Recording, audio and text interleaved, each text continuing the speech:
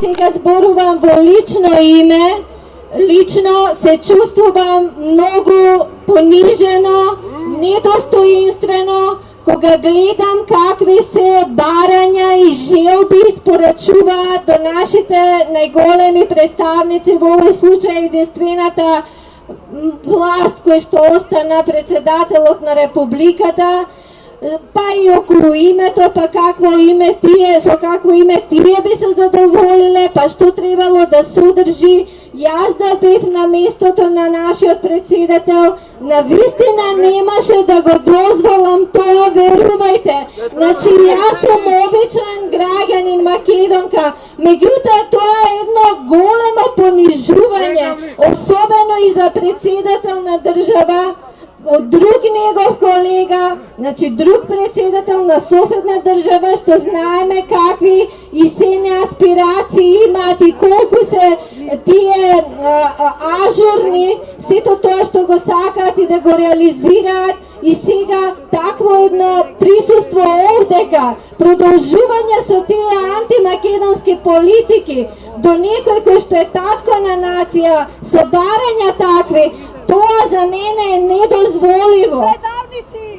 И верувам дека за сите нас овде што стоиме, истото е тоа чувство, значи тоа е чувство на длабоко понижување. Јас не можам да го опишам, меѓутоа го живеам сите овие месеци наваму, откако почна оваа власт да ги спроведува своите погубни политики, да ги реализира тие планови зацртани некаде за нашето уништување.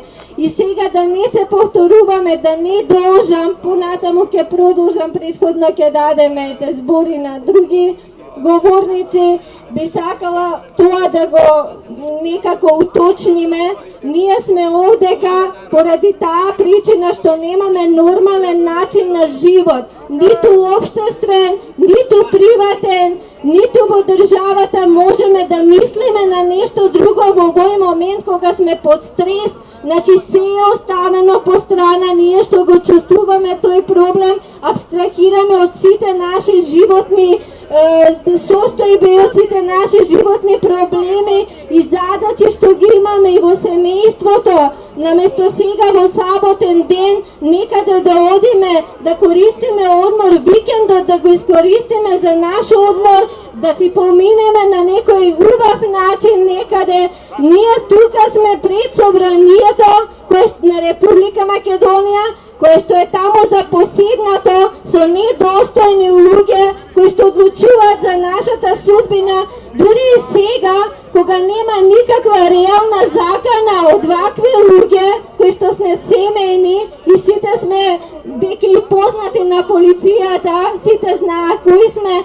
Имаме еден кордон, како да го наречам, од полицајци, кој што е толку длабоко овдека во паркот поставен, и јас кога замолив да може барем на тој надворешниот дел од пешачката патека да бидете вие, бидејќи бината беше поставена таму, не ни се дозволи. Јас не знам од кого овој парламент се брани, всушност знам затоа што ние сме против нивните политики, но меѓутоа невозможно е еден таков парламент, значи една такво собраниско мнозинство да опстои во Република Македонија, ставајќи ги во залог сите наши интереси, сите наши атрибути, сите наши својства што ги носиме со векови, со милениуми. И затоа од овдека само уште посилно ќе продолжиме тоа да го правиме и да протестираме.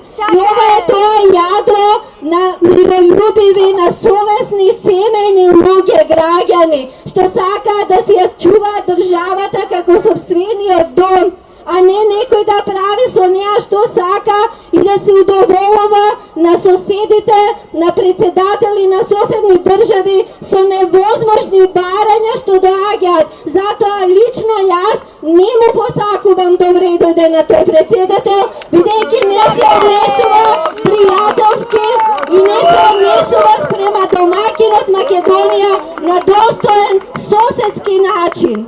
Кога ќе го смени таквото однесување и тој и сите други, тогаш ќе им посакаме але убаво до вреду йде. Ние од овдека јас лично не им го посакувам тоа. Изпратите еден аплауз до полицајците. Мислам, за убавината. Еве имаме така некои сугестии, еден аплауз до полицајците. Јас сакам да бидам објективна, досега соработката со полицијата беше на многу високо ниво и сега сметам дека ќе продолжи така, меѓутоа треба да се кажат јасно работите, значи реална закана од ваков собир не постои во овој момент и не е во ред на тој начин да се однесува службата спрема нас.